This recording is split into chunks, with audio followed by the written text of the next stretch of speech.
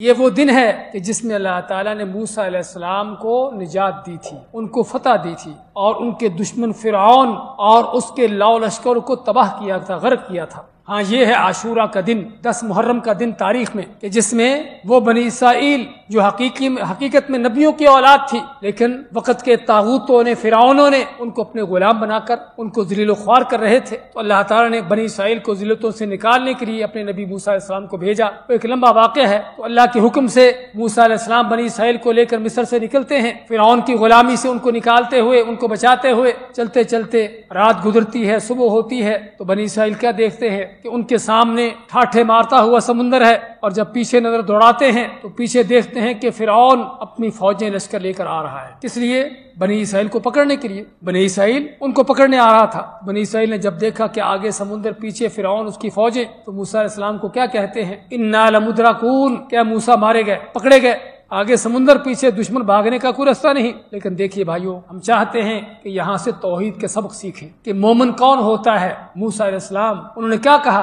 ان کو بھی نظر آ رہا تھا کہ سامنے سمندر ہے، پیچھے دشمن ہے، نکلنے کا کوئی راستہ نہیں ہے، لیکن جن کا اللہ پر حقیقی ایمان ہوتا ہے، انہوں نے کیا فرمایا؟ کلا ان معی ربی سیہدین، کلا ہرگز نہیں، تم کہتے ہو کہ ہم مارے گئے، پکڑے گئے، ان معی ربی، میرے ساتھ وہ رب ہے، سیہدین، جو یہاں بھی راستہ نکالے گا، دکھائے گا۔ یہ ہے بھائیو اللہ پر ایمان، کہ جس کا اللہ پر سچا ایمان ہے، یقین ہے، توکل ہے، بھروسہ ہے، وہ دنیا کے وسائل کو نہیں دیکھتا کہ آگے جانے کو کوئی راستہ ہے یا نہیں ہے، وہ یہ نہیں دیکھتا کہ دشمن کتنا طاقتور ہے، وہ یہ نہیں دیکھتا کہ دنیا کے معاملات کیا ہیں۔ اس کی نظریں کس پر ہوتی ہیں؟ اس دنیا والے پر ہوتی ہیں، جہانوں کے رب پر ہوتی ہیں۔ وہ اسباب کو نہیں دیکھتا، وہ مسبب الاسباب کو دیکھتا ہے۔ سبب کیا ہے؟ کہ سامنے کوئی راستہ ہو بھاگنے کا، نکلنے کا، لیکن مومن کی نظریں اللہ پر ہوتی ہیں، مسبب الاسباب پر ہوتی ہیں، کہ چاہے سامنے سمندر ہے، پیچھے دشمن ہے، کوئی راستہ تو نظر نہیں آتا، لیکن ہم میرے ساتھ وہ رب ہے جو یہاں بھی راستے نکالے گا۔ اب موسیٰ علیہ السلام کو راستے نکالتے رہتے پہلے، اگرچہ اللہ نے موسیٰ علیہ السلام کو عصا دیا ہوا تھا، لیکن ابھی تک اس عصا، اس ڈنڈے سے اللہ نے کوئی راستہ نہیں نکالا تھا۔ ویسے اس کو اور چیزوں میں استعمال ہوتا رہا ہے، لیکن تاریخ کا پہلا موقع آدم سے لے کر قیامت تک شاید اس کے علاوہ کوئی دوسرا واقعہ نہ ہو کہ جب آسمان دیکھ رہا تھا، تاریخ دیکھ رہی تھی کہ صرف ایک ڈنڈا، ایک عصا پانی پر پڑتا ہے تو کیا ہوتا ہے؟ ٹھاٹھے مارتا ہوا سمندر پہاڑوں کی طرح کھڑا ہو جاتا ہے، کالطود العظیم۔ اللہ ماتے کہ بڑے بڑے تودوں کی طرح، پہاڑوں کی طرح کھڑا ہو جاتا ہے، اور پہاڑوں کی طرح کھڑا کر کے درمیان سے اللہ نے کیا کیا؟ خشک رستے نکال دیے۔ اللہ کی یہ عظمت ہے، اللہ کی یہ قدرت ہے، لیکن ملتی انہی کو ہے کہ جن کا اللہ پر سچا ایمان ہوتا ہے، جن کا اللہ پر حقیقی یقین ہوتا ہے۔ تو ضرورت ہے بھائیو آج اس یقین و ایمان کو اپنے دلوں میں لانے کی، اور واقعہ صرف موسیٰ علیہ السلام کا نہیں ہے، اور تاریخ بھری پڑی ہے قرآن میں، اس طرح کے طرح طرح کے واقعات ہیں کہ یہ وہ دن ہے عاشورہ کا دن، 10 محرم کا دن، جس میں اللہ نے یہ بہت بڑا معجزہ تاریخ کا پیدا کیا اور لوگوں کو دکھایا۔ اللہ نے موسیٰ علیہ السلام کو بچایا، اللہ نے سمندر میں خشک رستے نکال کر بنی اسرائیل کو، موسیٰ کو سمندر پار کروا دیا، اور پیچھے سے فرعون آیا دھاڑتا ہوا، للکارتا ہوا۔ لیکن مشرک ہمیشہ عقل کا اندھا ہوتا ہے، کافر چاہے ویسے جتنا بھی ذہین کیوں نہ ہو، لیکن اس کی مت ماری ہوتی ہے، عقل کا اندھا ہوتا ہے۔ اب اگر تو موسیٰ فرعون کی نظر میں جادوگر تھا، تو موسیٰ نے جادو اپنے لیے کیا ہے، جادو کے زور سے رستے نکالے ہیں، تب بھی اس کے اپنے لیے ہے۔ اور اگر موسیٰ فرعون کی نظر میں اللہ کا نبی ہے، تب بھی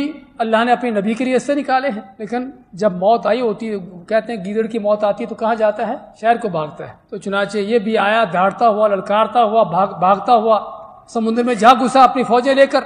ادھر سے جب بنی اسرائیل پورے کے پورے باہر نکل گئے اور فرعون اپنی فوجیں لے کر سمندر کی تہہ میں جا پہنچا، تو اللہ نے پانی کو چلنے کا حکم دیا، سمندر کی تہہ میں اس کو غوطے دے کے غرق کیا، مارا، اور کیا فرمایا؟ فَالْيَوْمَ نُنَجِّيكَ بِبَدَنِكَ، کہ آج ہم تیرے جسم کو، تیری باڈی کو بچا کے رکھیں گے، کس لیے؟ کہ تاکہ تو رہتی دنیا کے لیے سبق اور عبرت بن جائے۔ تو یہ بھائیو اللہ کی عظمتیں، اللہ کی قدرتیں، کہ اللہ تعالیٰ وقت کے طاغوتوں کو، فرعونوں کو جب مارنے پر، ہلاک کرنے پر آتا ہے، تو اللہ تعالیٰ کہ کیا کیا لشکر، کیا کیا فوجیں ہوتی ہیں۔ تو یہ وہ دن جو عاشورہ کا دن تاریخ میں ہے۔ تو یہودیوں نے کہا کہ موسیٰ علیہ السلام نے اللہ کا شکر ادا کرتے ہوئے اس دن کا روزہ رکھا، اور یہ ہے اللہ کے بندوں کی سنت، اللہ کے نیک بندوں کا طریقہ، کہ اللہ کی نعمتیں ملتی ہیں، اس پر کوئی ناچ گانے نہیں چلتے، اس پر کوئی بدماشی بدکاری نہیں کرتے، بلکہ اللہ کا شکر ادا کرتے ہیں۔ تو موسیٰ علیہ السلام نے اللہ کی اس نعمت کے ملنے پر اللہ کا شکر ادا کرتے ہوئے اس دن کا روزہ رکھا، 10 محرم کا۔ تو یہودی کہتے ہیں کہ ہم بھی موسیٰ علیہ السلام کی اس سنت پر چلتے ہوئے اس دن کا روزہ رکھتے ہیں۔ تو آپ نے کیا فرمایا؟